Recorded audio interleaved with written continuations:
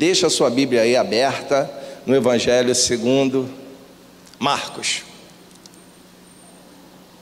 no capítulo 9.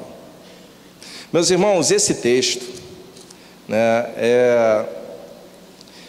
que a gente vai ler agora, ele é interessante, porque esse fato que é narrado nesse texto, a partir do versículo 14 aqui, ele é após um evento da transfiguração, onde Jesus vai para o monte com 3 de seus discípulos, e lá acontece uma coisa assim maravilhosa, Jesus, ele aparece ou se apresenta de uma forma diferente, glorificada, transfigurada, que é o que diz o texto, e os discípulos têm uma experiência, aqueles discípulos que vão com ele, Pedro, Tiago e João, eles vão com Jesus para o Monte da Transfiguração, e lá aquela noite é uma noite especial, naquele evento onde ao final o próprio Deus diz: esse é meu filho amado, a ele ouvi, ouçam o que ele tem a dizer. A presença de Deus maravilhosa ali, e em Cristo revelada. Aí ele está ao monte, e depois ele desce para o vale, onde a gente vai perceber, vai entender, vai ler aqui,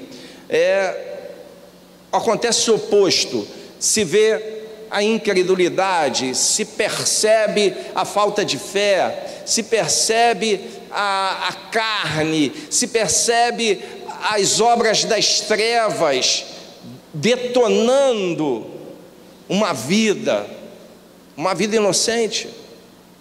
Então ali, naquele evento, a gente pode ver o monte e o vale se confrontando. E hoje, meus irmãos, a gente vai ver a luta e o sofrimento de um pai, vendo o filho numa condição trágica, numa condição desesperadora. Hoje é dia dos pais, por isso nós vamos seguir a sequência dos milagres, que é o que a gente está estudando aqui, que está meditando aos domingos, e a gente vai falar sobre esse milagre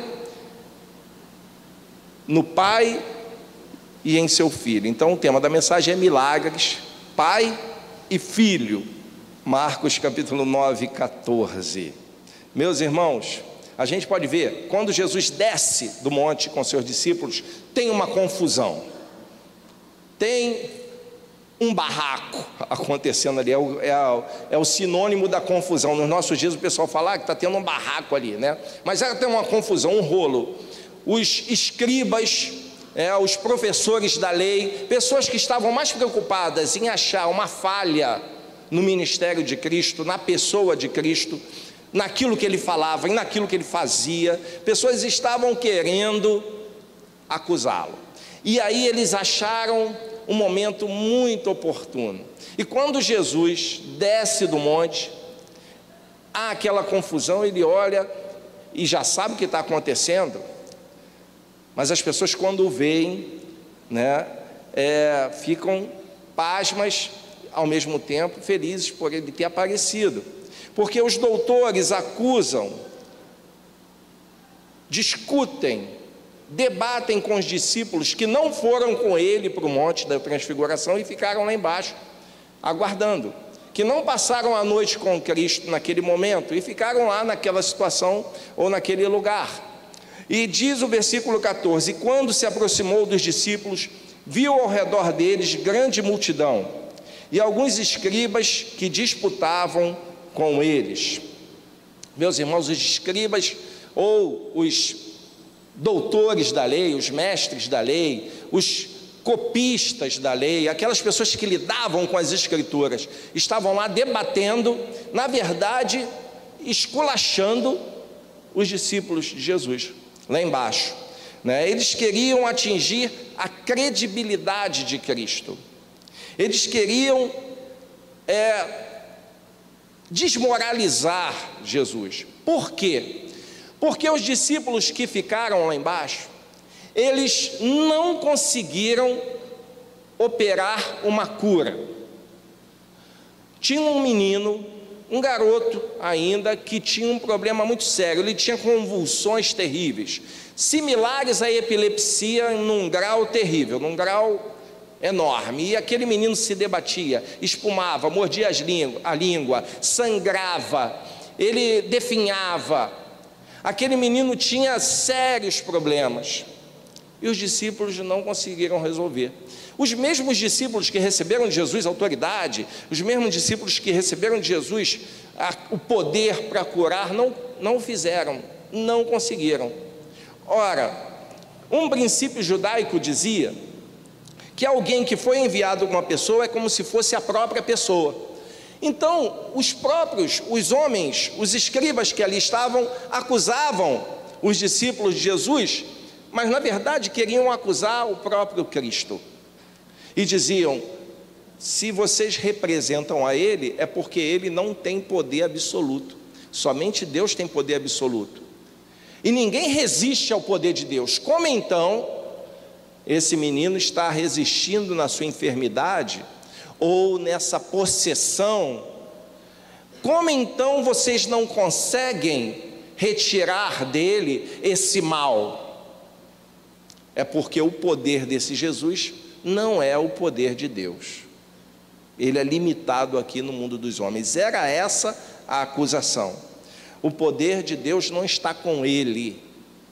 Aqueles homens, meus irmãos, não conseguiram, aqueles discípulos de Jesus não conseguiram resolver aquele problema, o problema daquele menino, o menino que sofria e o seu pai sofria com ele, o menino que manifestava uma enfermidade grave, que depois a gente vai ver que era uma enfermidade espiritual, e que não fora resolvida pelos discípulos daquele que se apresentava como o Filho do Homem, ou Filho de Deus, ou Messias, que em suas obras curava, que em suas obras abençoava, mas que não resolveu aquele problema na pessoa dos seus discípulos. Então a acusação estava ali, o problema estava ali, a solução estava ali. E a gente vai seguir para o versículo 15, quando Jesus chega, causa espanto, quando Jesus chega, causa rumores, quando Jesus chega, causa alívio, tanto que as pessoas o saudam, ou o saúdam, as pessoas o cumprimentam, as pessoas veem Jesus e esperam dele agora uma resposta daquele que era o mestre, para os seus discípulos pelo menos. E aí eu vou convidar você a ler comigo o versículo 16 a 18, porque ele vai falar do Pai e do seu Filho. Ele vai falar de uma situação que nenhum pai gostaria de estar. Ele vai falar de uma condição que nenhum pai gostaria de ver seu filho. Ele vai falar de uma tragédia que estava acontecendo na vida de uma família, e que a dor que esse pai sentia está aí assim escancarada, colocada de forma muito aberta diante de nós, diante de Cristo. E perguntou aos escribas: que é que discutis com eles? E um da multidão disse: mestre, trouxe-te o meu filho, que tem um espírito mudo, e este, onde quer que o apanha, despedaça-o, e ele espuma e range os dentes e vai definhando. E eu disse aos teus discípulos que o expulsassem, e não puderam. Eles não conseguiram. Meus irmãos, ser pai não é só procriar. Ser pai não é só fazer filho. Há pessoas, meus irmãos, que procriam como bichos, como animais, que geram filho para largar para lá. E ser pai não é isso. Ser pai, meus irmãos, é ter compromisso com a paternidade. Muita gente procria apenas, são só procriadores, mas não são verdadeiros pais, porque não tem compromisso com a paternidade, não tem compromisso afetivo com a paternidade. Não tem compromisso de provisão com a paternidade. Não tem compromisso de sustento com a paternidade. Ser pai, meus irmãos, é ter compromisso com a paternidade. Tem gente que sai procriando por aí como se fosse bicho. E depois que procria, abandona. E depois que procria, se esquece. E depois que procria, não tem um cuidado sequer de oferecer afeição, de oferecer carinho, de oferecer apoio emocional. Não tem esse cuidado. Alguns chegam até a dar sustento, chegam até a fazer compras e pagar contas, mas não tem compromisso com a paternidade. Alguns chegam até a ser provedores, mas não tem compromisso com a educação. E ser pai, nesse Dia dos Pais, é lembrar o compromisso que nós, pais, tivemos. Qual é a maior decepção de um pai? Qual é a maior dor de um pai? A maior dor de um pai é a dor do seu filho. E eu estou falando de pais de verdade. A maior decepção de um pai é a decepção do seu filho. As lágrimas que mais comovem um pai são as lágrimas de quem? Do seu filho. As lutas que mais demandam atenção, que mais demandam energia de um pai, são as lutas do seu filho. O pai desse menino do texto, meus irmãos, passava por um momento onde ele se sentia impotente, onde ele não conseguia resolver o problema. E uma das piores coisas que podem acontecer com o pai é ele ter um problema com o filho e não poder ajudar. Uma das maiores tristezas para um pai é ele olhar o seu filho sofrendo e não poder e não ter condição de resolver. Uma das coisas que deixa um homem mais impotente, mais triste, mais sem ação, é ele não conseguir ajudar o seu filho. Ele não conseguir dar uma força, ele não conseguir curar, ele não conseguir recursos para que o seu filho seja curado, tratado. Isso é uma das piores coisas que podem acontecer com o pai. É o que estava acontecendo com esse homem, com esse pai desse texto. Ele se passava impotente. Cada crise convulsiva desse menino, cada ataque que ele dava, deixava esse homem desesperado, porque ele não podia fazer nada. Ele diz aqui que o último recurso era ir até aquele que ele ouviu, que curava as pessoas, que dava uma resposta, que repreendia os espíritos imundos, que expulsava todos os demônios. E ele vai até esse homem, encontra seus discípulos e entrega, e os seus discípulos não resolvem, e ele fala: mestre, não tem mais jeito, aqui está meu filho, aqui está o estado dele, ele espuma, ele range os dentes, ele morde a língua, ele sofre, cada dia ele definha mais, cada dia ele está mais doente, ele não cresce, ele está ficando abobalhado, ele está caminhando para a demência. E eu trouxe aos teus discípulos e eles não conseguiram. Eles não conseguiram. Cada ataque que aquele menino sofria era um estrangulamento que o demônio, que o espírito maligno fazia nele. É o que denota aqui o texto que nós lemos. O pai não via solução para o seu filho. E aqui no versículo 19, que eu convido você a ler, diz: Jesus lhes respondeu: ó geração incrédula, até quando estarei convosco? Até quando terei de suportar-vos? Tragam um menino até mim. Meus irmãos, a incredulidade é denunciada lá no Velho Testamento. Se vocês forem no livro de Deuteronômio, vocês vão ver que Deus abençoava, que Deus fazia muita coisa para o povo, que Deus fazia maravilhas por intermédio de Moisés, e o seu povo continuava incrédulo.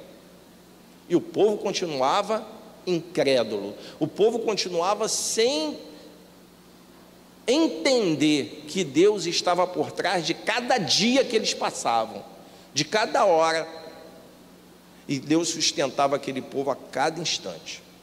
Deus dava livramento, Deus dava vitória, Deus dava sustento, de maneira assim incrível. O próprio texto bíblico, ele mostra isso, e o livro de Salmos canta isso, das maravilhas que Deus fez ao tirar o povo do Egito e conduzi-lo para a terra prometida.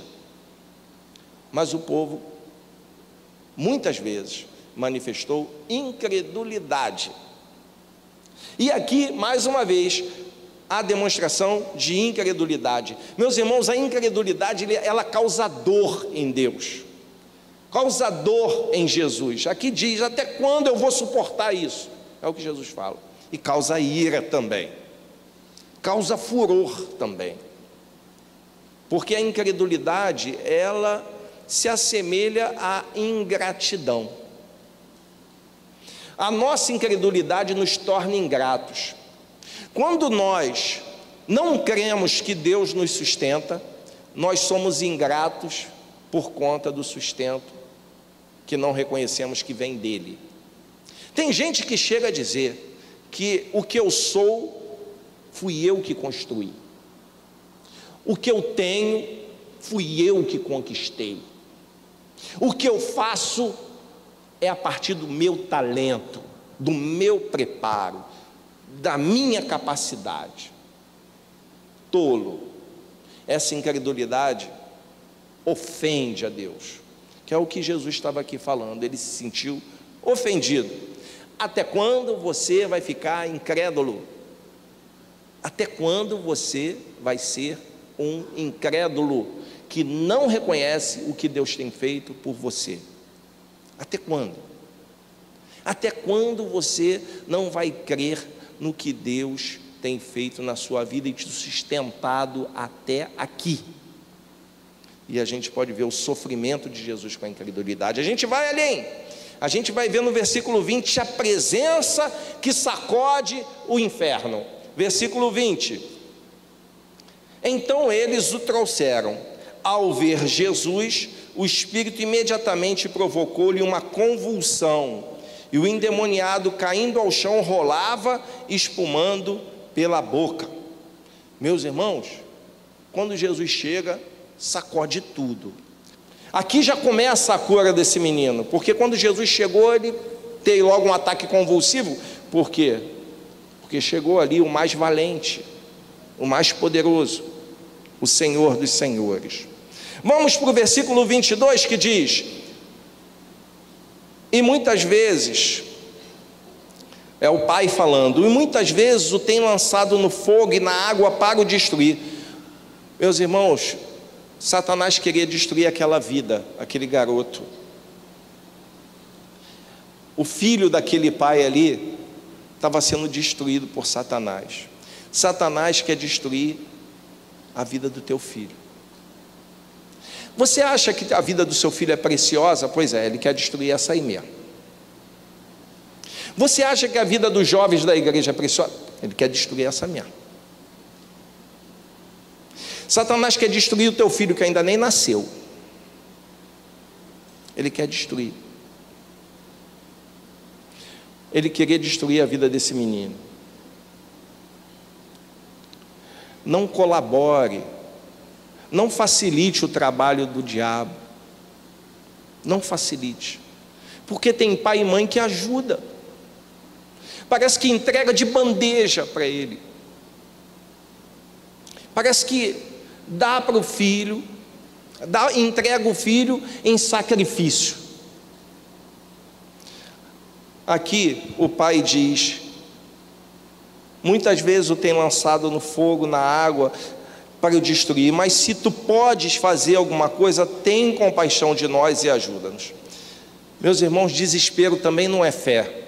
O homem estava desesperado, a situação era caótica, era uma tragédia, era de perplexidade, ele não via saída, e chega para Jesus e fala: se tu podes. Olha a condição, se tu pode. Ele já tinha ouvido falar de Jesus, ele já sabia ou tinha escutado do que Jesus já tinha feito, mas chega para Jesus e fala: se tu podes. Porque desespero não é fé, desespero é angústia, desespero é sofrimento, mas fé não é.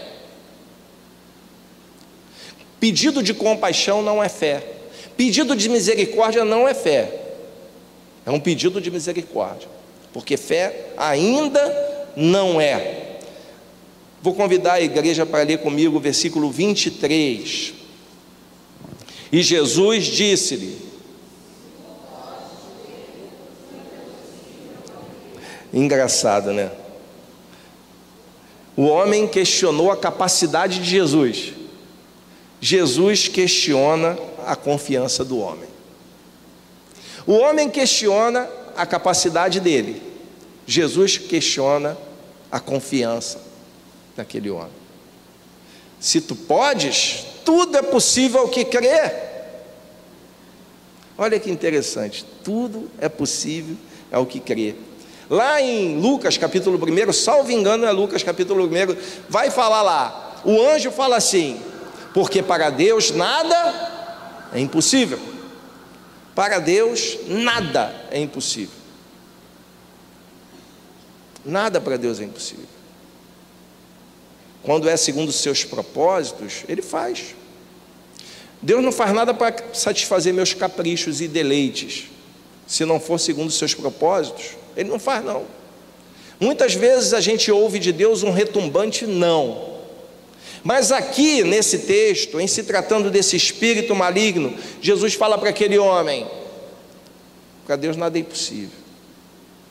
Se você vem botar uma condição, você vem estabelecer limites para Deus nada é impossível. Você vem botar em dúvida o meu poder, para Deus nada é impossível, meu filho. Para Deus nada é impossível. Tudo é possível ao que crê. Quem crê nesse Deus do impossível, experimenta coisas maravilhosas. Amém? O homem questiona a capacidade, Jesus questiona a confiança. Quais são as suas circunstâncias? Ou quais são as circunstâncias da sua vida? Já colocou diante do Deus crendo que a resposta que Ele vai te dar é a melhor, mesmo que não seja a resposta que você espera? Já colocou diante de Deus crendo que Ele pode fazer qualquer coisa, inclusive aquilo que você não espera? Já colocou diante de Deus crendo que Ele pode romper as barreiras, inclusive as que você mesmo criou? Já colocou diante de Deus crendo que Ele pode reconciliar aquilo que você considera irreconciliável? Já colocou diante de Deus crendo que Ele pode resgatar o teu filho, pelo qual você já desistiu? Já colocou diante de Jesus crendo? Meus irmãos, nós precisamos deixar o si, nós precisamos deixar o mais, nós precisamos deixar o todavia e agarrar o poder salvador ilimitado dele. Se tu podes, não, tudo é possível ao que crê. E agora nós vamos ler o versículo 24, e o versículo 24 vai mostrar para a gente a reação de alguém que encontra a fé. Olha como ele responde: e logo o pai do menino, clamando com lágrimas, disse: eu creio, Senhor, ajuda a minha incredulidade. Olha a resposta desse homem. Parece contraditório, né? Eu creio, ajuda a minha incredulidade. É como se ele dissesse: eu acredito, eu creio em ti, mas me ajuda na minha fé, me acrescenta fé, me ajuda a confiar mais, a crer mais. Eu acho que essa deve ser a sua oração, deve ser a minha. Eu creio, mas acrescenta fé. Eu creio, me ajuda a crer mais. Tem gente, meus irmãos, que quer sentir. Tem gente que quer ver coisas, prodígios e sinais. Tem gente que quer ver milagre acontecer. Antes de qualquer coisa, meus irmãos, nós precisamos crer. É como se eu dissesse: eu creio, Senhor, mas eu estou cheio de dúvida. Eu creio, Senhor, mas eu não entendi nada ainda. Eu creio, Senhor, mas não estou sentindo nada. Eu creio, Senhor, mas nem um arrepiozinho eu sinto. Eu creio, Senhor, mas eu não tenho nenhum tipo de visão espetacular. Mas eu quero crer. Eu decido crer. Até aquele momento nós falamos domingo passado que a fé vem pelo ouvir. E ouvir a mensagem de Deus, a palavra de Deus. E aqui esse homem, que antes tinha dúvida, que antes não cria, que antes não acreditava plenamente, ele ouviu a palavra de Jesus e creu. A gente tem buscado pregar essa palavra, repetir essa palavra, domingo após domingo, quarta-feira após quarta-feira, encontros nossos, para que você, no seu coração, veja brotar a fé, e você possa dizer também: eu creio, Senhor, eu creio. Mas me ajuda aí com um pouquinho mais de fé, me ajuda aí com mais segurança, me ajuda aí com mais firmeza, acrescenta confiança no meu coração, mas eu creio, e eu quero crer. E agora, meus irmãos, concluindo, nós vamos para o versículo 25, até o 27, que diz: e Jesus, vendo que a multidão concorria, repreendeu o espírito imundo, dizendo: espírito mudo e surdo, eu te ordeno, sai dele, e não entres mais nele. E ele, clamando e agitando-o com violência, saiu. E ficou o menino como morto, de tal maneira que muitos diziam que estava morto mesmo. Mas Jesus, tomando-o pela mão, ergueu, e ele se levantou. Meus irmãos, quando a gente crê, o poder de Deus liberta das trevas. Você está cansado da pornografia?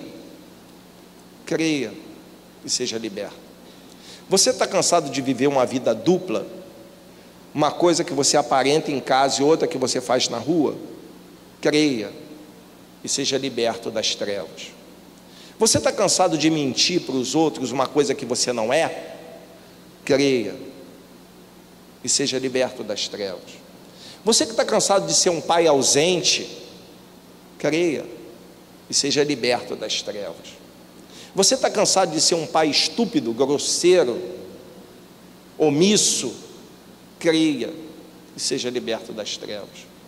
Você está cansado de deixar sua família de lado para tratar só dos seus interesses particulares? Creia e seja liberto das trevas. É Jesus libertando pelo poder de Deus das trevas. Queridos pais presentes, e até mães também eu estendo, não espere seu filho chegar a um estado de degradação, a um estado de abandono, a um estado de trevas tão intensas, para você ir até Jesus levando o seu filho para ele ser curado. Conduza a sua família, seu filho, para Jesus, antes que chegue a tragédia espiritual na vida dele. Porque pode chegar um dia que seu filho não vai querer mais andar ao seu lado, que ele vai andar com as próprias pernas, e sabe lá Deus para onde ele vai caminhar, se você não ensinar o caminho que deve andar. Você que é pai, homem da casa, não esqueça, você é o líder espiritual da sua família.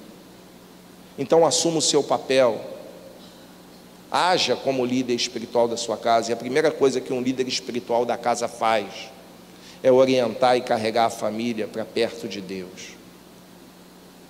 Nós vemos aqui, meus irmãos, quando Jesus estava ausente, os seus discípulos não conseguiram nada, nem expulsar esse demônio aqui eles conseguiram.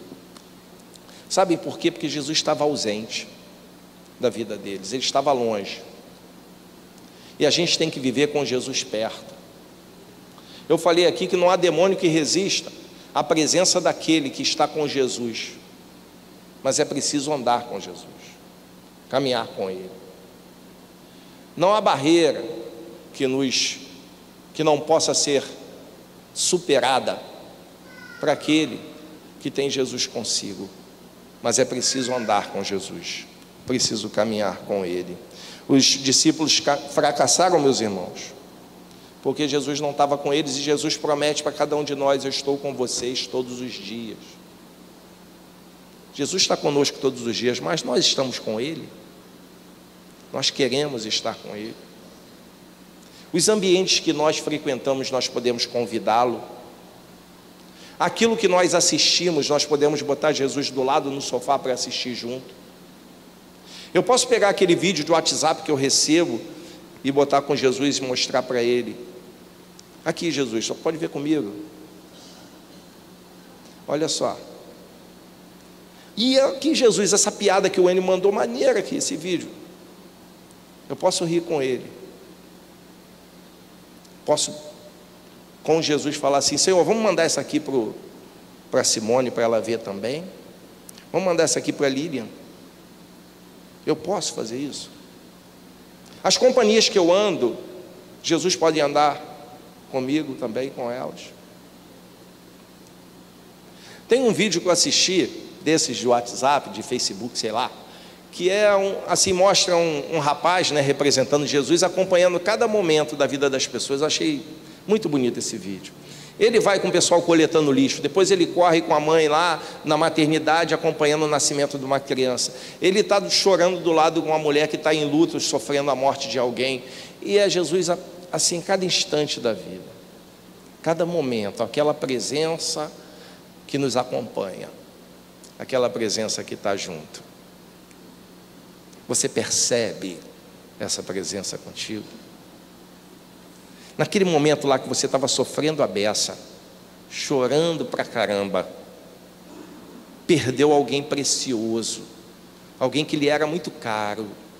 Naquele momento, você percebeu a presença dele contigo?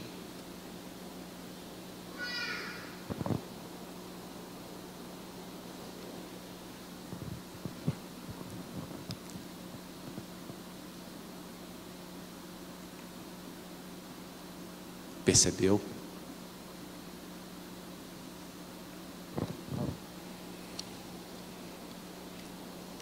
Que o nosso Deus e Pai, com o seu grande exemplo de paternidade, que esse Deus nos abençoe. Amém.